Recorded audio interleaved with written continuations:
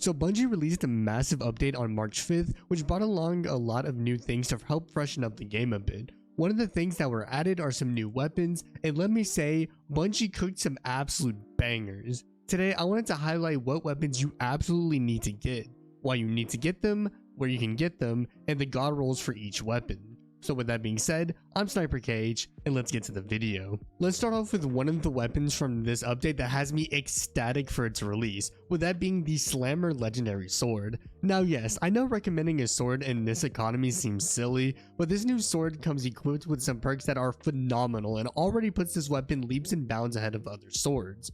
For starters, this sword is a vortex frame sword, which is in the upper echelon of swords when it comes down to damage and overall popularity.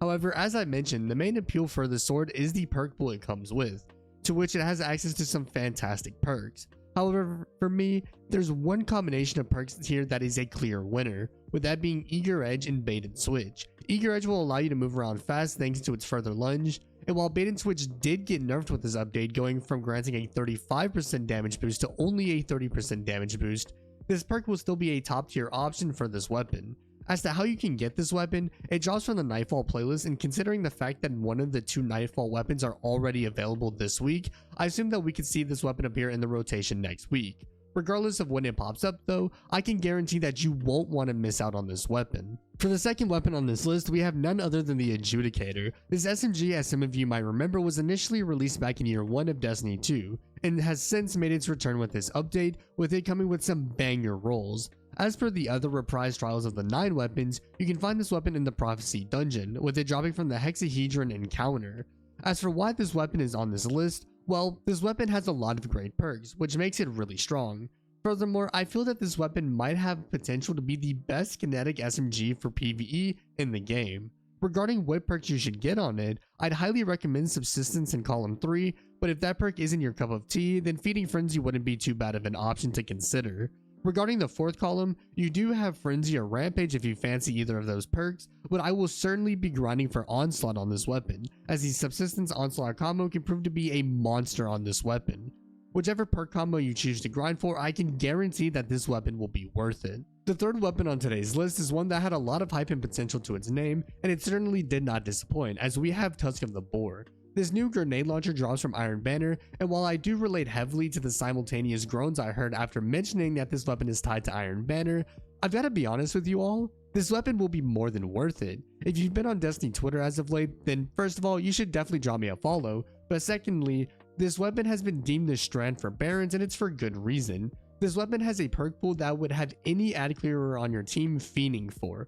Regarding the perks you should be on the lookout for, I'd highly recommend Envious Assassin, Slice, or potentially Slideways in Column 3. Envious Assassin will allow you to overload this weapon's magazine exponentially, allowing it to consistently carry 3 shots on max stacks, something that Barons can do, but not very often. Regarding Slideways, I feel this perk has a lot of potential to give this weapon a similar combat loop to that of the Ignition Code, which for a while was a top tier grenade launcher thanks to its access to slide shot and blinding grenades.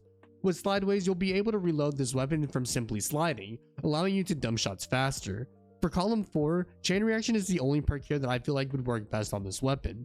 However, if Chain Reaction just isn't your cup of tea, then Hatchling could be decent on this weapon, but I can't recommend it over Chain Reaction personally.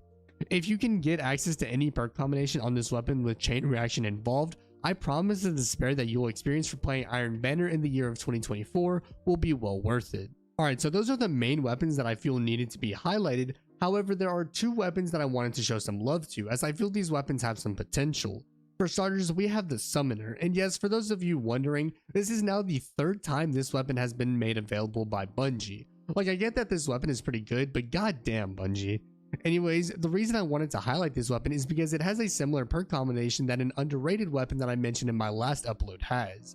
If you didn't see the last video, I spoke about the Rose Origo 4 auto rifle, and in that video I highlighted the Subsistence and Onslaught roll that this weapon could get. However, Rose Origo's 4 does not currently have a set drop location, meaning that getting the god roll for this weapon is a nightmare.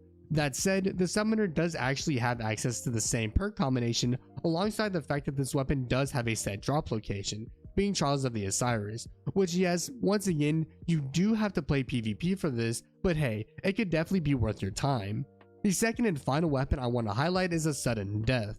This weapon isn't particularly new, as you've been able to farm it for over the past few years, but I wanted to highlight it as it has access to some really good perks. The main role I am interested in will be Threat Detector and Opening Shot, as this combination can turn this weapon into a monster in PvP.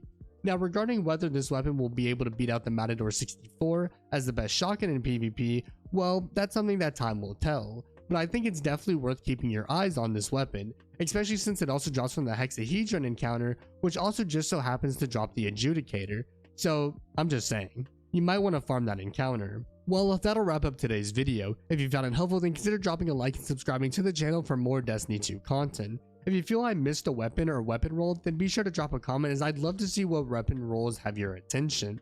As always, if you guys have a topic you'd like to see me cover, then drop a comment and I'll be glad to do so. Otherwise, be sure to check out my other social media platforms linked in the description below for more content from me. With that being said, I'm SniperKH, and I'm out. Good luck with gaming.